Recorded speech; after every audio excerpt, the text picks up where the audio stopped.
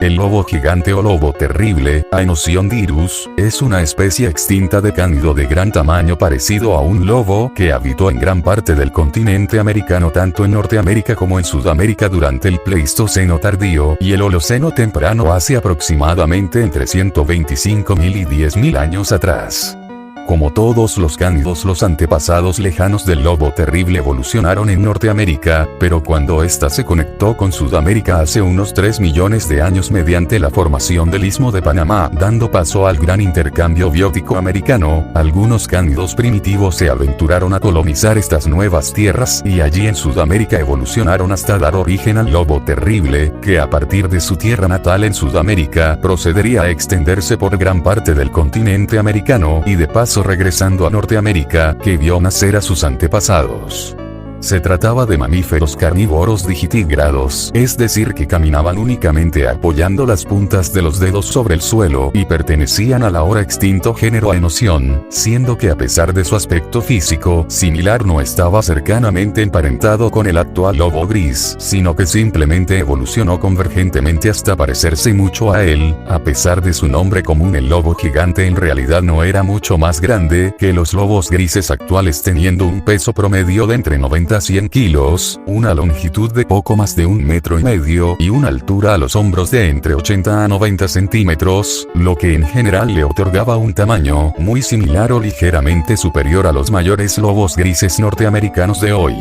En comparación con el lobo gris actual, el lobo terrible presentaba algunas características físicas claramente diferentes, pues por ejemplo su hocico era algo más corto pero más robusto, mientras que sus extremidades eran proporcionalmente algo más cortas, al igual que otros cánidos contaba con 5 dedos en las patas delanteras y 4 en las traseras, los cuales a su vez estaban provistos de garras no retráctiles, mientras que debajo de las patas contaban con unas almohadillas especiales. Sus piezas dentales eran bastante grandes y pesadas en comparación con las de muchos otros mamíferos, contaba con 4 caninos muy grandes y alargados, mientras que sus premolares y molares tenían unas crestas filosas pudiendo incluso romper algunos huesos y al morder podían hacer mucho daño. Su dimorfismo sexual posiblemente consistiría en que los machos eran algo más grandes que las hembras y tenían rasgos físicos más toscos como un cuello más corto y grueso. Muy probablemente los lobos terribles eran animales muy sociables al igual que muchos de los cánidos actuales. En su caso las manadas posiblemente consistirían sobre todo en un macho y una hembra alfas que se emparejaban de por vida y que además eran los únicos dentro de la manada con derecho a reproducirse y tener cachorros, mientras que el resto de la manada estaría compuesta principalmente por los hijos de la pareja alfa o bien por algún otro lobo gigante que se llegara a adaptar al grupo. Nuevamente les recuerdo que todo esto es pura especulación.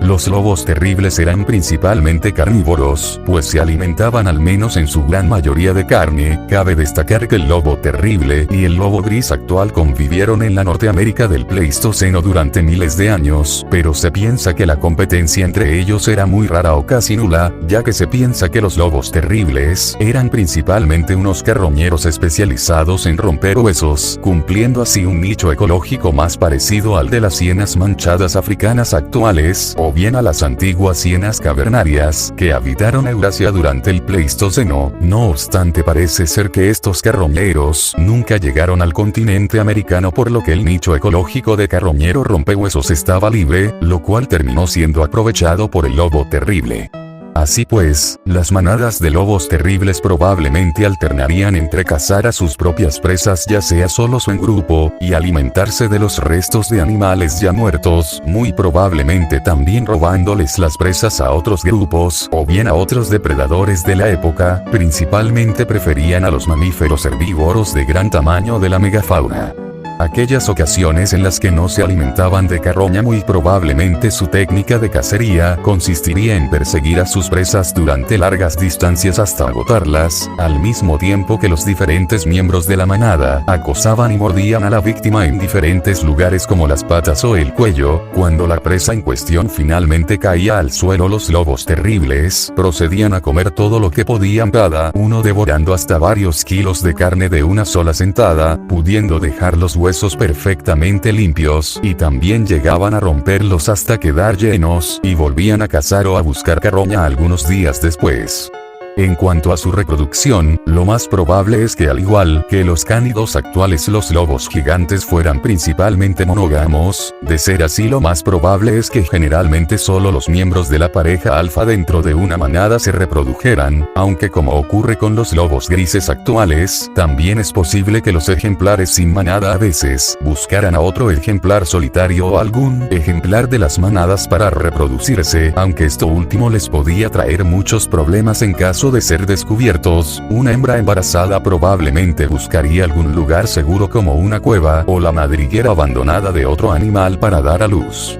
El embarazo posiblemente duraba entre 62 a 75 días, después del cual la hembra daría a luz a una camada de posiblemente 4 a 6 cachorros en promedio, los cuales, como ocurre en otros carnívoros, nacerían muy limitados estando ciegos, sordos y sin dientes. Se piensa que su crecimiento y desarrollo posiblemente pudo haber sido más lento que el del lobo gris actual, alcanzando la madurez reproductiva también más tarde que este. Muy probablemente los lobos terribles eran cánidos con unas vidas muy difíciles, pues por ejemplo se piensa que tenían que competir con varios de los otros depredadores grandes de su época, especialmente con los gatos dientes de sable como Smilodon y también con los leones americanos. Se estima que los lobos terribles se extinguieron hace alrededor de 10.000 años tras el final de la última glaciación del Pleistoceno. Muy probablemente las principales causas de su extinción fueron el cambio climático y la extinción de buena parte de los grandes herbívoros de la megafauna americana, los cuales constituían su principal fuente de alimento.